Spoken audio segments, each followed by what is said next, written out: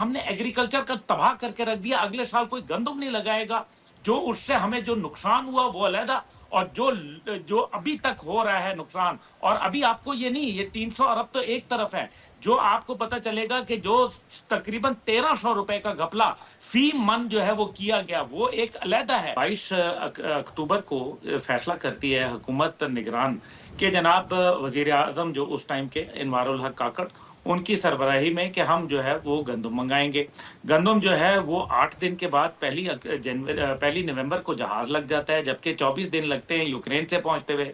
कौन था जो दरमियान में खबर दे रहा था? किसको पता था कि ये खबर पहले आ गया? ये तो एसएचओ लेवल का जो है वो मेरे ख्याल में लेवल है, जिसके ऊपर एकदम इंक्वायरी करके एक दिन में रिपोर्ट पेश की जा सकती है। अभी बलि का बकरा मेहरबानी करके ना बनाएं किसी सेक्रेटरी को, किसी और को। असल बात यह है कि आप जो असली मुजरिम है उसको पकड़ें, जिसने फैसला लिया, जिसने ये तमाम इकदामात किए, और फिर यूएई से गंदी गंदम जो कि रिजेक्ट कर दी है, यूएई की हुकूमत ने रिजेक्ट कर दी और कहा कि जनाब हमें ये गंदम नहीं चाहिए, और उसको फंगस लगी हुई थी। दूसरे लफ्जों में जो है वो जो किसानों की जो है कि जी उसको रंग लगी हुई गंदम खाने के काबिल नहीं थी, उसको जो है उठा के दे दिया। यहीं आके जुल्म खत्म नहीं होता, उसको जो है पाकिस्तानी गंदम के जो रेट है उसको कम करके उसके साथ मिला दिया जाता है। 3100 रुपए पे लोगों को बेची जाती है।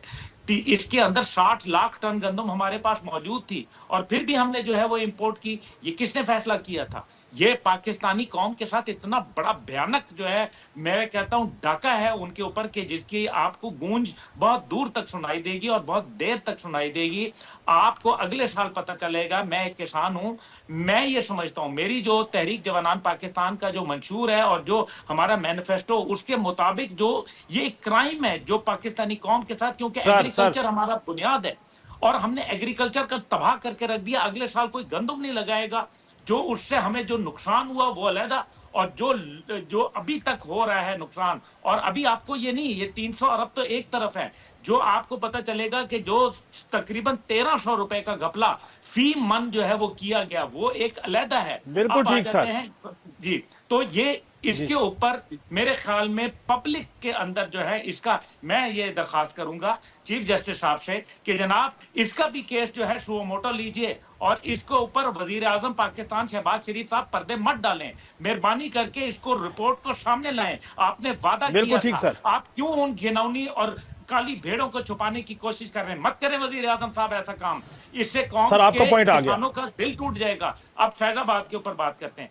फैजाबाद धरने के अंदर देखें, बात यह है कि ये एक वाकया है जो सबने देखा, सबको मालूम है, सबने वीडियोस देखी। क्यों आप कल्प्रेट्स को बचाना चाहते हैं? जो कल्प्रेट है, मुझ समेत कोई भी है, उसको सजा दें।